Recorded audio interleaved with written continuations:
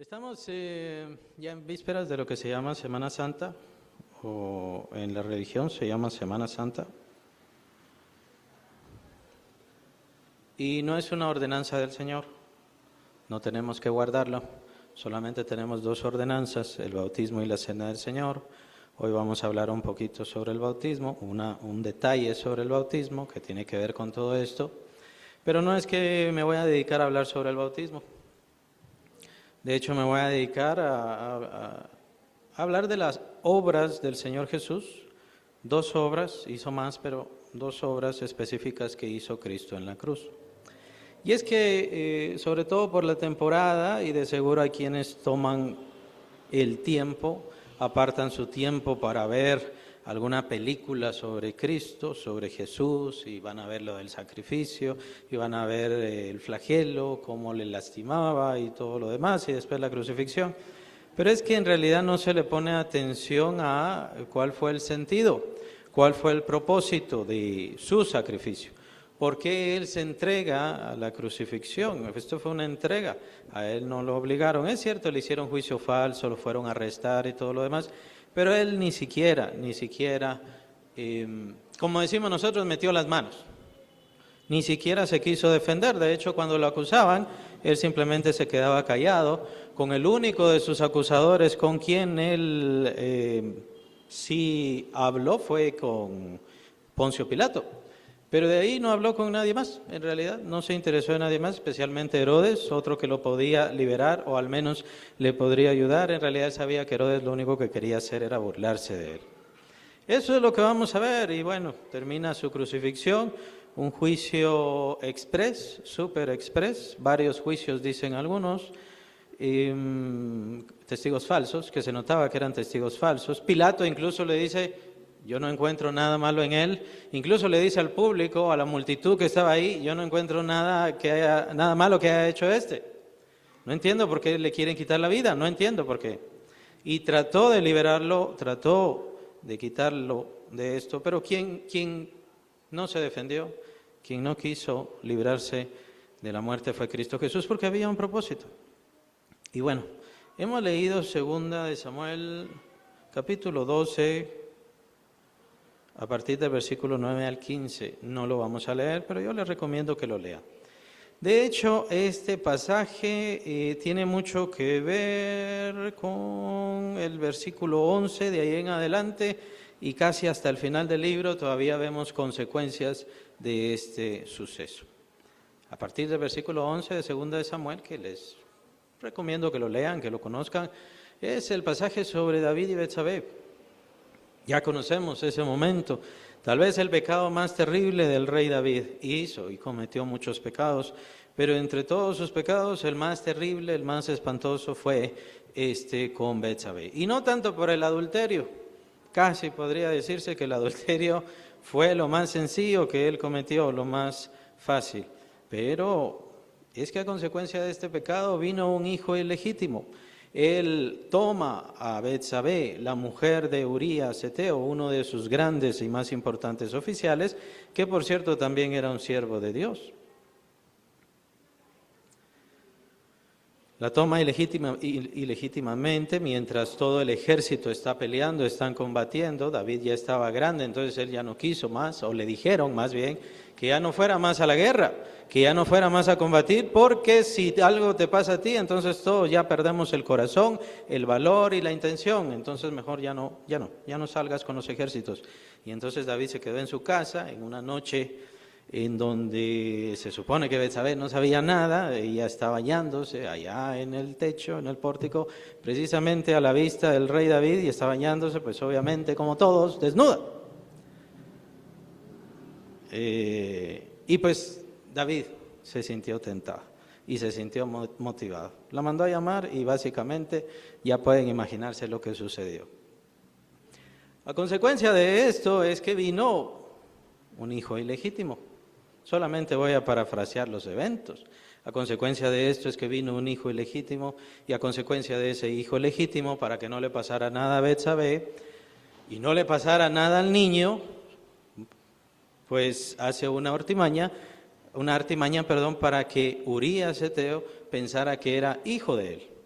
Entonces lo manda a llamar, Urías estaba peleando, Urías estaba con los ejércitos, entonces lo manda a llamar el rey David, ve ahí con tu esposa, pasa la noche con ella, quédate con ella. Pero Urías, Eteo, como un oficial digno, honorable, como un buen soldado, no quiso pasar esa noche con su esposa. Solo ahí se habría solucionado, y eso es lo que hacemos todos nosotros, ¿no? Cuando hacemos un pecado tratamos de solucionarlo. Pensamos que tenemos la respuesta. Lo metemos debajo de la alfombra. Eso es lo común que hacen todas las personas. Simplemente no hay que decirlo, simplemente no hay que confesarlo. Es lo común. Tratamos de arreglarlo. David trató de arreglar su pecado. ¿Y qué iba a pasar con el hijo ilegítimo? ¿Y qué iba a pasar con Betsabé? Bueno, Urías Eteo era tan digno de que no quiso pasar esa noche con su esposa y él se quedó a la puerta de su casa, afuera. Su honor era tan grande que él dice, ¿cómo es posible que los ejércitos del Señor estén allá peleando, estén en guardia y yo vaya a tener deleite, vaya a descansar? No, yo me voy a quedar a la puerta de mi casa y no voy a entrar a mi casa. Ahí se le trastornó todo el plan a David. Se le complicó todo. Y lo que viene después es lo peor. Lo que viene después es lo más detestable y podrido que podría haber hecho este rey. Que es de mis profetas favoritos, por cierto. David es de mis profetas favoritos. Yo lo veo más como un profeta antes que como un rey. Escribe una carta para su general, Joab. Escribe una carta y esta carta se la entrega a Urías para que se la lleve a Joab, el general. Le dice a Urías, ve con Joab y dale esta carta que yo te escribo. Y Urías Eteo tomó la carta del rey y fue a encontrarse con Joab, el general del ejército. Le entrega la carta y en esa carta lo que David había escrito era,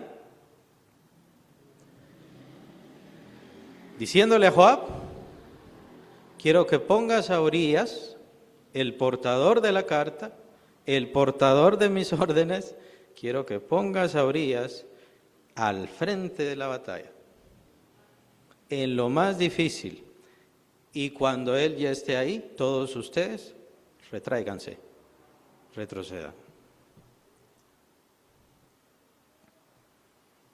Así lo hizo Joab, el general, toma a Urías, lo pone al frente de la batalla, al frente de la guerra, en lo más terrible. Están peleando en ese momento contra los amonitas y entonces, cuando está lo más difícil, cuando está lo más fuerte, todo el ejército de David, todo el ejército de Israel se aleja y dejan a Urías ahí peleando solo, debido a su honor, porque él no iba a retroceder y él no reconocía ninguna orden. Probablemente Urías vio al ejército apartarse, pero él sabía que su honor le indicaba que permaneciera ahí. Joab entonces, el general del ejército, regresa con David y le dice, Señor, tus órdenes han sido cumplidas. Ahí está, sucedió esto. Y por supuesto Urías murió. Urías perdió la vida. David entonces dice, bueno, en la guerra unos viven, otros mueren. No te preocupes por eso. Para David ahí terminó todo. Ahí terminó todo el problema. Y así es el ser humano. Todos. Simplemente con un ajuste, simplemente con poner algo, simplemente con hacer alguna treta, pensamos que ya con eso arreglamos el problema que se llama el pecado, la maldad. Pues para Dios no. Para Dios no es así. Y es precisamente lo que vemos en todo este pasaje del capítulo 12, por eso también les insto a que lo lean. El capítulo 12 es en donde Dios toca el corazón de Natán, su profeta. Quiero que vayas a hablar esto con David. Y Natán le hace una treta, un ardid. Pone a adivinar al rey David. A ver, quiero ver cómo juzgas tú las cosas. así como él hacía adivinanzas. Tomen en cuenta, David era, bueno, no quiero usar la palabra mañoso, que es lo que nosotros utilizamos, no era así, pero le encantaba hacer engaños, le encantaba hacer tretas. Era muy inteligente, era muy sagaz.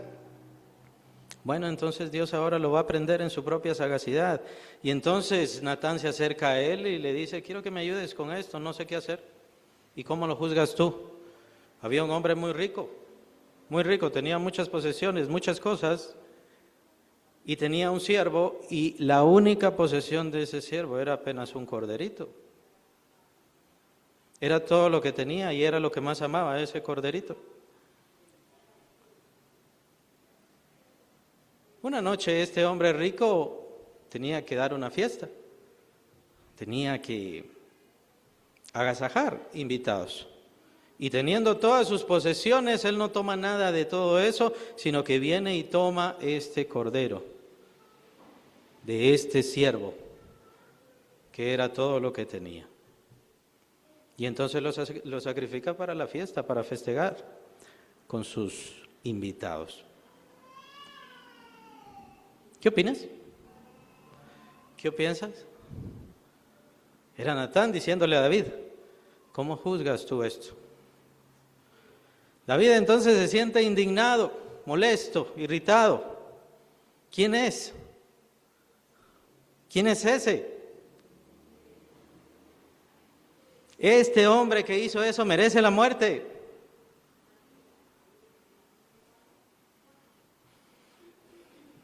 La respuesta de Natán es muy interesante y bastante fuerte. Natán en ese momento le responde a David, tú eres ese hombre. ¿Te indignas por eso? ¿Te indignas por este hombre que le quitó la vida apenas a un animal? Tú le quitaste la vida a Urías, Eteo, mi siervo, por la mano de los amonitas. Al Señor no se le esconde nada. Al Señor no se le hace acuerdos, al Señor no se le hace tretas, Él sabe muy bien todas las cosas. Podemos escondernos y nos podemos esconder toda la vida, por supuesto, y podemos esconder todo nuestro pecado toda la vida, pero en serio, no vale la pena. El Señor lo sabe. ¿Qué es lo único que queda en esas situaciones? ¿Qué es lo único que podemos hacer? Bueno, nada. El Señor sabía claramente esto al dejar su ley. Al dejar su ley, Él dice, bueno, yo quiero que hagan todas estas cosas, quiero que cumplan con todos mis mandamientos y con todas estas cosas que también son mandamientos, pero son cosas que a mí me desagradan. No quiero que las hagan. Entre ellas, el primero, que tiene que ver con los seres humanos, que tiene que ver con nuestro prójimo, no matarás. No matarás.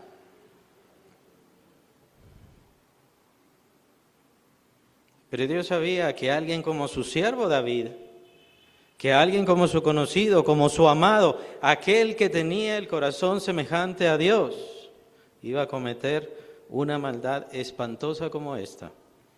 Tomar a un siervo, a un soldado honorable, digno, y matarlo de una forma cobarde, perversa.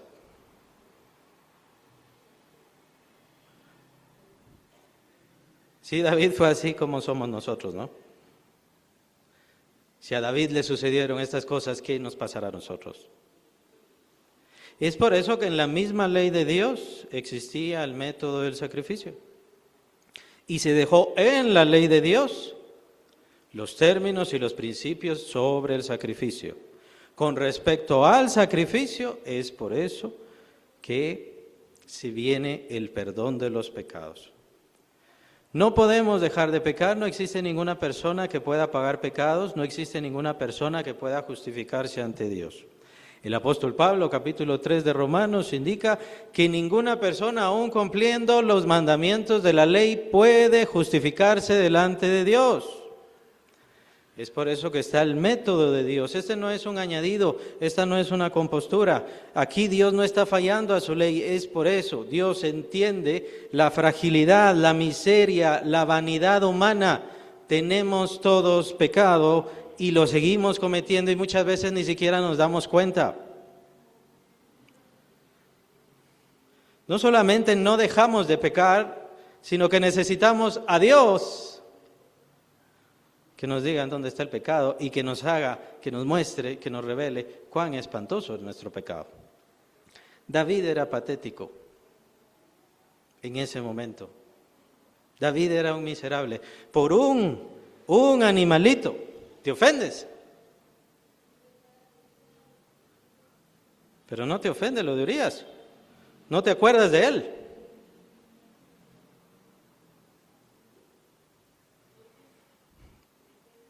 Así somos, ¿no? Pecamos y damos vuelta a la página. Los días es como vuelta a la página. Lo que hice, lo hice ayer. No importa que haya sido ayer, no importa que haya sido hace 10 años o hace 20. Hoy estamos viendo el caso de un milagro. Un milagro de una persona era paralítica y llevaba 38 años sufriendo las consecuencias de ese pecado. 38 años. Es que al Señor no se le olvidan las cosas. Así juzgaste tú, le dice el Señor. Solamente estoy parafraseando la profecía, por eso les recomiendo que la lean. Parte la leímos hace un momento. Así juzgaste tú, pues así te va a tocar. Vas a recibir 4 veces, que es lo otro que decidió David. Esa persona que le quitó la vida a ese animalito merece la muerte y debe pagar 4 veces lo que hizo. Bueno, así vas a pagar tú ahora, David. Vas a pagar 4 veces. Y David ciertamente perdió 4 hijos. Solamente Dios tuvo misericordia del último. El último fue cuando ya David había fallecido. Fue este problema con Salomón. Pero David tuvo que sufrir 4 veces la muerte porque había hecho esto contra Urías Eteo. Ahora, ¿por qué este pasaje es tan importante? Y tiene que ver con lo que ahora estamos viendo, con esto de lo que llaman Semana Santa. El versículo central es el versículo 13. Versículo central. Segunda de Samuel 12, 13.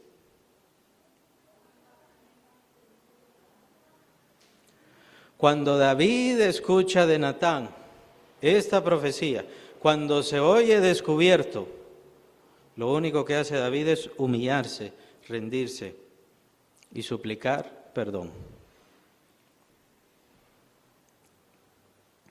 Y lo vemos en el versículo 3. Entonces dijo David a Natán: pequé contra Jehová. Eso es lo único que pudo hacer. Ya no se defendió, ya no tapó más su pecado, ya no tapó más su maldad. Lo único que puedo hacer es declarar y confesar: he pecado contra Jehová. De hecho, lo venimos viendo. 2 estudios dedicamos al hijo pródigo. Y ahí dice el hijo pródigo: Padre, he pecado contra el cielo y contra ti.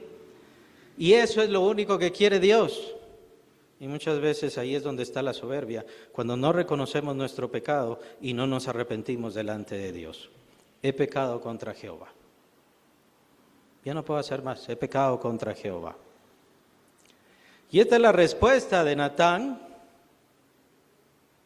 y es muy interesante. Dijo a David, Natán dijo a David, versículo 13, y si lo pueden subrayar mejor. Dice: también Jehová ha remitido tu pecado, no morirás. También Jehová ha remitido tu pecado, no morirás. ¿Por qué eso es tan importante? ¿Por qué eso es tan valioso? Y la palabra aquí vital, necesaria, maravillosa, es remitido. Dios ha remitido. ¿Y qué quiere decir remitido? Remitido quiere decir transferido. ha cambiado de lugar, se ha llevado a otra parte. Y de ahí empiezan los castigos, no lo voy a leer, lo pueden leer ustedes, pero de ahí empiezan los castigos que va a dar. Debido a que tu pecado ha sido remitido, no vas a morir, pero sí te van a venir disciplinas, sí vendrá castigo, sí vendrán problemas contra ti. De hecho, entre eso, tú nunca vas a dejar de pelear. Por el resto de tus días vas a tener guerra con tus vecinos. Ese es uno, nada más, de los castigos. Pero regresemos, remitido. Entonces Dios lo que le está diciendo a David es, tu pecado ha sido transmitido. Ya no está sobre ti, se ha cambiado de lugar. Lo he movido, aunque en este momento no dice que es Él. Vamos a ver un versículo donde sí indica que es Él. Tu pecado ha sido cambiado, ha sido transferido. Y entonces la gran pregunta acá es, ¿a dónde? ¿A dónde fue transmitido el pecado? ¿A dónde se movió? ¿Y por qué entonces David ya no muere por su pecado? Esa es la esencia de la obra de Cristo en la cruz del Calvario. Vamos a ver Isaías 53. Todos estos pasajes los usamos en evangelismo y en discipulado. Yo los utilizo sobre todo en discipulado cuando estoy discipulando. Y vale la pena en estos momentos que nos recordemos, porque a veces a los creyentes se les olvida. Isaías 53, donde nos habla sobre el siervo sufriente, donde se nos habla sobre el Mesías, a partir del versículo 4 dice, ciertamente llevó él nuestras enfermedades y sufrió nuestros dolores, y nosotros le tuvimos por azotado, por herido de Dios y abatido. Mas él herido fue por nuestras rebeliones, molido por nuestros pecados. El castigo de nuestra paz fue sobre él, y por su llaga fuimos nosotros curados. Todos nosotros nos descarriamos como ovejas, y este es el importante. Cada cual se apartó por su camino. Mas Jehová cargó en él el pecado de todos nosotros. ¿Qué le dice Dios a David ahí en 2 de Samuel? He remitido tu pecado. Tu pecado se ha remitido. Ahora aquí nos dice, ¿a dónde? ¿A dónde fue transferido? Al siervo sufriente, aquel que fue molido por nuestras rebeliones, aquel que llevó el castigo de nuestra paz. ¿Por qué? Porque todos nuestros pecados fueron transferidos, fueron remitidos por Dios a su Hijo Jesucristo. Y esto lo vemos en la ley. Y esto no es injusticia, es obra divina, es el milagro glorioso.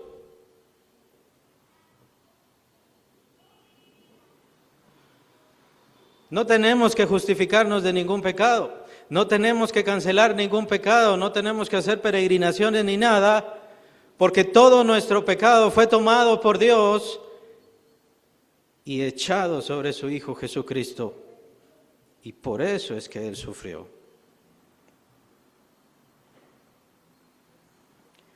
El pecado es tan espantoso que incluso Dios mismo da la espalda a su Hijo, a su amado.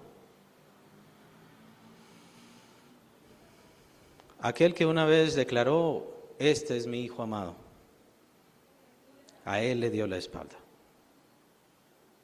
Por su pecado, por mi pecado, por nuestros pecados. Así que todas aquellas personas, cualquiera quien sea, que utilizan este tiempo o cualquier peregrinación o cualquier viaje, porque con eso entonces estoy cancelando pecados, con eso estoy pagando pecados, que compro, eso lo hacían hace algunos siglos, que compro algún título, algún papel ahí que diga ya mis pecados fueron cancelados porque lo dice cualquier iglesia, está negando la obra de Cristo en la cruz. Está diciendo Jesús no pagó mis pecados. Cualquiera que diga, sí, Él pagó algunos pecados, pero no los pagó todos, está negando la obra de Cristo. Dios tomó todos los pecados y los pecados de toda la humanidad, que es lo que señala el apóstol Juan, primera de Juan, capítulo 2, versículo 2. Él es la propiciación por todos los pecados de todo el mundo. Así que no hay ningún pecado que falte. Así que no hay ningún pecado por el cual limpiarnos. No existe ningún pecado por el cual lavarnos o trabajar o diezmar o ofrendar. Eso es tergiversar las cosas. No le pagamos a Dios por sus favores y no le pagamos a Dios para que nos limpie. Él ya nos ha limpiado y recibimos a su Hijo Jesucristo. Esa es la obra del Señor. Esa es la obra que necesita el mundo estar escuchando. Esa es la obra que necesitan las personas estar escuchando. A veces he escuchado a algunos evangélicos que dicen, a ver si nos salvamos. ¿Cómo así a ver si se salva? ¿Hay pecados que necesita pagar o cancelar? No, ya recibió a Cristo, ya. Entonces, ¿qué? ¿Qué más hace falta? Es porque no ponen su confianza en esta obra que nuestros pecados ya han sido cancelados. Claro, seguimos haciendo maldades, pero todas esas maldades ya fueron puestas sobre el Hijo de Dios, el Señor Jesucristo, y en la cruz ya perecieron, ya se acabaron, ya terminaron. Por eso capítulo 1 de la carta de Juan nos dice, lo que tenemos que hacer es confesar nuestros pecados. Ir ante el Señor, confesar nuestros pecados, Él es fiel y justo para perdonarnos. ¿Por qué? Porque la cancelación ya está hecha. Jesús ya pagó todos nuestros pecados. Seguimos pecando, pero vamos a los pies de Cristo, vamos ante el Señor, le pedimos perdón, confesamos nuestro pecado ante Él, y Él es fiel y justo para perdonarnos de nuestras maldades. Cuando tenemos la cena del Señor, yo siempre le recuerdo eso. Le recuerdo eso no para señalarles de pecadores, sino para señalarles de que la obra ya está hecha, el sacrificio ya está hecho, la deuda ya está cancelada. No tiene por qué estar pensando tanto en los pecados. Claro, el mundo nos señala de pecadores, y no digamos el diablo nos señala de pecadores.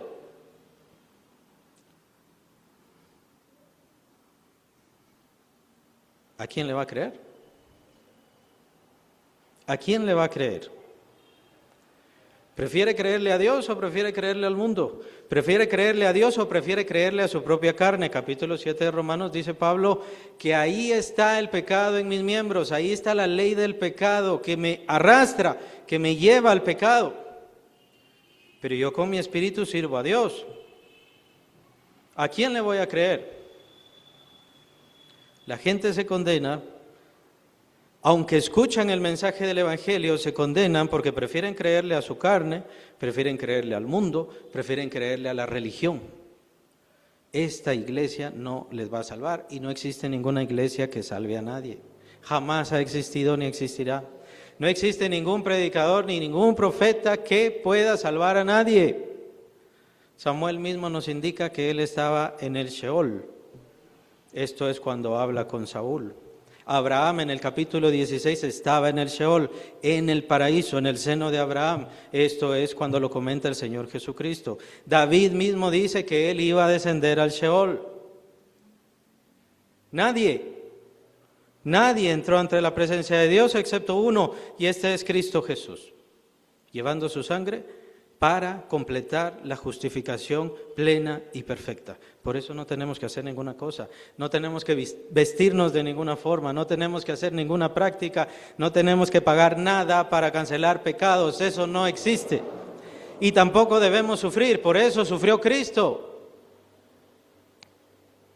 Si vamos a sufrir o si tenemos que sufrir, que sea por el Evangelio de Cristo. Y esos son los mártires. Pero no estaban cancelando pecados, no estaban santificándose a ellos mismos. Ellos ya eran santos porque creían en Cristo Jesús y nosotros también. ¿No es maravilloso? ¿No es excelso?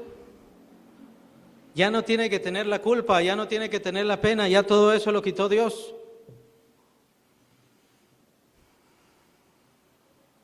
Y claro, Hay algunos que probablemente dirán, bueno, sí, gloria a Dios, excelente, qué maravilloso. No tengo entonces que estar penando por ningún pecado. No, no tiene que estar penando por ningún pecado. Pero probablemente hay algunos que digan, bueno, entonces sigamos pecando.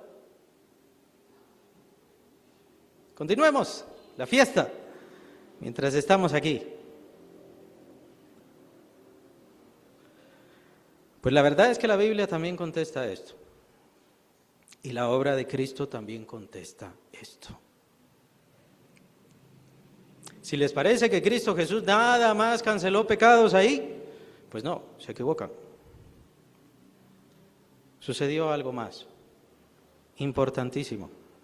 Capítulo 6 de Romanos. Les pido por favor que abran sus Biblias. Capítulo 6 de Romanos.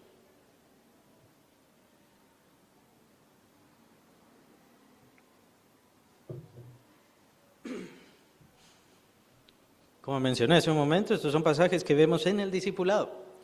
Tal vez a algunos se les olvida, otros no han pasado discipulado, así que espero que estén bien atentos a esto. El apóstol Pablo empieza a hacer preguntas retóricas porque se está haciendo preguntas retóricas sobre la gracia. Si la gracia de Dios al entregar a su Hijo para perdonar y limpiar y lavar todos nuestros pecados fue tan grande, entonces, ¿pecamos? Y si pecamos, ¿no va creciendo más la gracia? ¿No sería más la gracia sobre nosotros? Y entonces el apóstol Pablo nos contesta esta pregunta. ¿Está bien entonces que el creyente peque? Y si peca más, ¿quiere decir que habrá más gracia? Sí habrá más gracia, pero ¿qué pasa cuando peca? ¿Qué pues diremos? Dice versículo 1. ¿Perseveraremos en el pecado para que la gracia abunde? ¿Para que Dios siga dándonos más bendición? ¿Vamos a seguir pecando? O la pregunta que les hacía antes. Si Jesús ya ha pagado todos los pecados de toda mi vida, ¿eso quiere decir que tenemos derecho, que tenemos permiso y que tenemos libertad de seguir pecando, de seguir haciendo lo malo? Tomen en cuenta, Jesús nunca purificó el pecado. Dios purificó al pecador.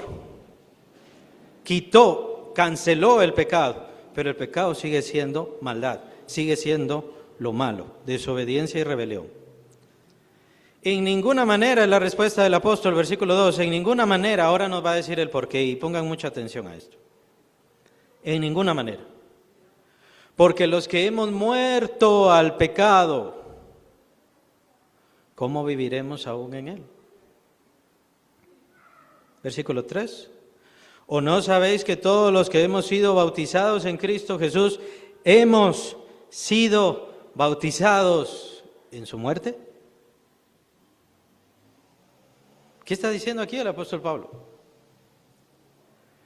Lo vimos en el capítulo 53. Dios toma todos los pecados de todo ser humano y los pone sobre su Hijo Jesucristo. Pero no es solo eso. No es solo eso. Y es aquí donde falla muchos. No solamente son los pecados, soy yo, son ustedes, somos todos. Y aquí hablamos solamente de los creyentes, porque la doctrina nos indica solamente a los creyentes. Todo creyente, sus pecados están sobre Cristo, sí, pero no solamente eso. Usted está en Cristo, en esa cruz. Su vida humana ya se acabó. Su vida de pecado terminó, fue destruida. Recibió la cancelación, porque la paga del pecado, ¿se recuerdan? Porque la paga del pecado es muerte. Ya estamos muertos en Cristo.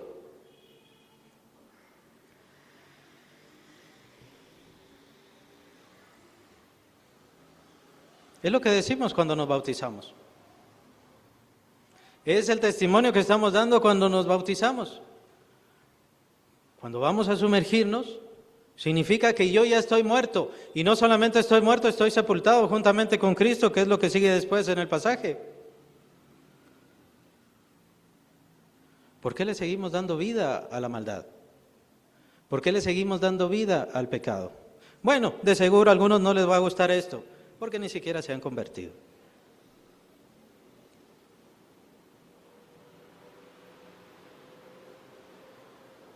Nos encanta que Jesús haya pagado los pecados, pero que me mate, que me destruya, que yo ya no importe. ¿Qué es lo que dirá Pablo más adelante? Yo ya no importo, es Cristo quien vive en mí. Para los convertidos esto es glorioso y maravilloso. Gloria al Señor. Porque en la obra de Cristo Jesús hemos sido librados de nuestra propia maldad que nos tenía sometidos a engaño y a condenación, ciertamente. Por eso es que no podemos darle libertad, por eso es que no podemos ser políticamente correctos. Solamente en Cristo hay salvación. Él pagó nuestros pecados, pero también nos quita la enfermedad, destruye lo malo en nosotros, arranca lo que está podrido en nuestro ser. Para aquellos que no ha sucedido eso, es una muy clave: no se han convertido aún. Otra, bien importante: me gusta que Jesús cancele mis pecados, pero no me gusta que me cambie. Bueno, y aquí es donde viene la falta de fe. Es que Dios no le está preguntando. Dios no le está diciendo si le gusta o si no le gusta, si quiere o no. Dios le está invitando a la salvación, pero en esa salvación interviene el destruir su vida y su esencia pasada completamente. Usted ya no es usted. Quien era antes, ese pecador, ese rebelde, ese malhechor, murió. Le sigue dando vida porque no tiene fe. Le sigue dando vida porque no se compromete con Cristo. Por eso, venir a la fe, tomar el Evangelio de salvación indica un compromiso de por vida. Por eso es que no hay rebautizos, eso es mentira. Ya fue hace mucho que me bauticé, entonces ahora me voy a bautizar otra vez. Está diciendo lo contrario, literalmente está diciendo que usted no se convirtió. El bautismo es una vez y para siempre, porque usted está indicando que usted ha muerto y que ahora su vida ha renacido juntamente con Cristo y toda su vida se la debe al Señor. No es una filosofía, pero si al menos lo tomáramos como filosofía y empezar a actuar de esa manera, empezar a vivir de esa manera. Pero si yo soy verdadero creyente y verdaderamente el Espíritu Santo está en mí, el Espíritu Santo está trabajando en mi vida. Pero hay muchos creyentes que toman el Evangelio, o bueno, cristianos, mejor usemos ese término, que toman el cristianismo como: sí soy creyente, pero puedo seguir fornicando, sí soy creyente, pero puedo adulterar. No hay ningún problema con esto. Y no es creyente. No es creyente. En parte es nuestro problema de que hemos simplificado el Evangelio solamente a algunos puntos. ¿Podría ser? Sí, es cierto, podría ser, y en parte la iglesia somos culpables. Venir a Cristo es un compromiso de por vida, tienen que entregarse completamente. Por eso dice el Señor Jesús: aquel que ama padre, madre, hijos y hermanos y a todos, más que a mí, no es digno de mí. Y por eso la entrega a Cristo Jesús es una entrega de muerte. La idea es: Señor, destruye mi vida y renuévala como tú quieras. Esa es la idea. Acaba con lo que soy y forma de mí alguien como tú. Hay muchos pasajes al respecto, pero uno muy conocido, muy malentendido, y que tiene que ver con todo esto: Gálatas capítulo 2 y versículo 20, muy conocido. Para Pablo no era una filosofía, para Pablo no era un decir. Dice Pablo, Gálatas 2:20, con Cristo estoy juntamente crucificado. Estoy juntamente crucificado.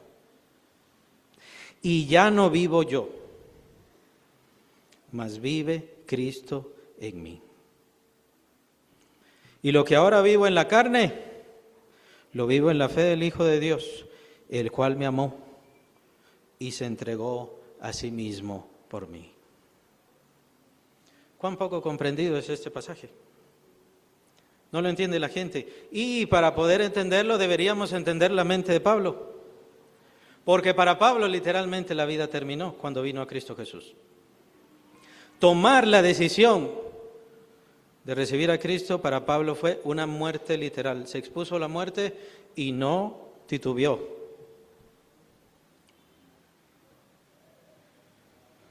Conocen muy bien la conversión del apóstol Pablo, si no, vayan a leerla.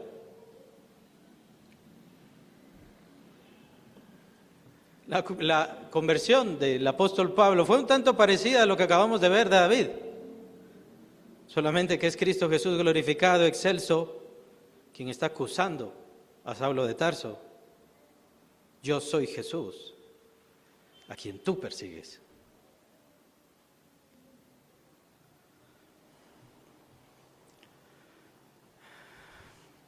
De esa forma, ya sin soberbia, ya sin orgullo, ya sin blasfemia, porque Saulo de Tarso había blasfemado a Cristo y había cometido asesinato con aquellos que amaban y adoraban a Cristo, lo único que puede decir es: ¿qué quieres que haga, Señor? La única expresión. Cuando Dios le quitó toda su soberbia, su orgullo, su celo, su religión, todo, lo despojó. ¿Qué quieres que haga? Saulo de Tarso sintió la muerte ahí porque literalmente su vida acabó. Esa es la razón por la cual él cambia su nombre a Pablo. Él ya no podía ser Saulo, él simplemente le cambia una letra, sí, pero la idea del apóstol Pablo es: yo ya no soy el que fui. Ese que blasfemaba y que hacía que otros blasfemaran, se acabó, se terminó. Y es cierto, después de su conversión tal vez no podía entender bien todas las doctrinas y de hecho necesitó muchas revelaciones. Por eso es que se va a Arabia, por eso es que se va a Jerusalén. Y tuvo que sufrir el desprecio de los hermanos y tuvo que sufrir la persecución de los fariseos, sus antiguos compañeros, que querían matarlo. E incluso en el tumulto en Jerusalén lo que querían hacer era matarlo. Fue librado por los soldados romanos, porque él tomó su decisión por Cristo. Al tomar su decisión por Cristo, él dejó de ser quien era, para convertirse en este ser, en este nuevo ser, nueva criatura, nueva creación en Cristo Jesús. ¿Cuándo los cristianos van a entender eso?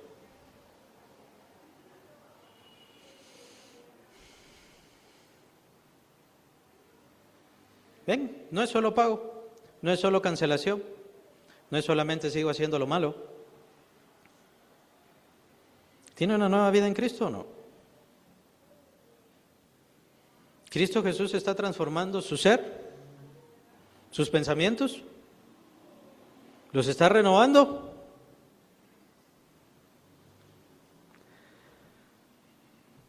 Es la gran disyuntiva, es la gran pregunta para todo ser humano y para todos aquellos que se enfrentan al cristianismo, al evangelio verdadero de Cristo Jesús. Por eso, el evangelio es brusco, es difícil, es como la cruz. Cuando escuchamos un evangelio suavizado, tierno, terso, escuchamos un evangelio falso. El verdadero evangelio de Cristo limpia mis pecados, pero me enfrenta a mi inminente muerte desde ahí. Ya estamos muertos en Cristo Jesús y lo que ahora vivimos tiene que ser influenciado desde el principio al fin por la presencia misma de Cristo en nuestras vidas. Esa es la disyuntiva de cada persona que se dice ser cristiana. ¿De verdad está siendo transformada su vida? ¿De verdad está renovándose sus pensamientos, sus deseos, sus propósitos, sus intenciones? No quiero decir que sea perfecto. ¿La presencia de Dios en su vida le está transformando? Es lo que cada quien debe preguntarse. Y es esa la razón por la cual no celebramos estos tiempos, porque no sirve de nada. Tomen en cuenta, en la religión se toman estos momentos para hacer ayunos y preparaciones y diferentes cosas. Solamente en ese momento necesita eso para prepararse, necesita eso para supuestamente santificarse. Usted no cree en Cristo. Cristo Jesús ha venido a su vida y ha hecho una revolución en su ser, una transformación en sus pensamientos. Usted no puede sacar a Jesús de su vida. Si lo saca es porque ahí no está.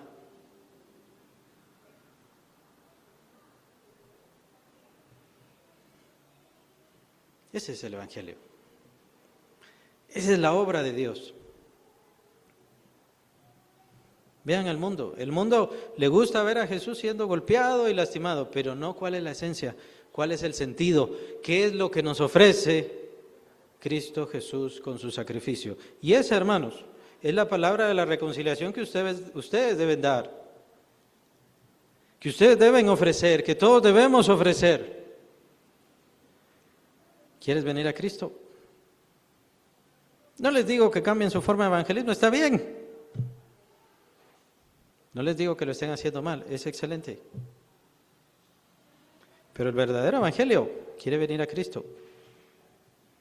¿Quiere entregar su vida? ¿Quiere olvidar quién era? ¿Quiere ser una criatura renovada y transformada? Si sí lo desea, entonces venga a Cristo Jesús, entréguele su corazón y Él va a cambiar su vida de formas maravillosas y hará de usted un ser maravilloso y especial. Si no, bueno, ya sabemos cuál es el fin de las personas. Hermanos, que el Señor les bendiga.